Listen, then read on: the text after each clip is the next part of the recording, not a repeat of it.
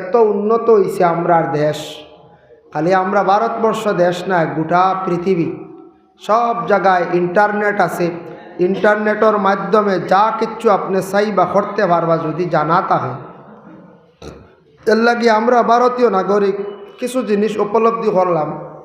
ভারতবর্ষে আমরা মোবাইল চালাইতে 250-300 টাকা রিচার্জ করলে 28 দিন টোটাল ফ্রি। অন্যান্য দেশের তুলনায় আমরা ভারতবর্ষ এই দেশ বহুত উন্নত, অতুলনীয় দেশ।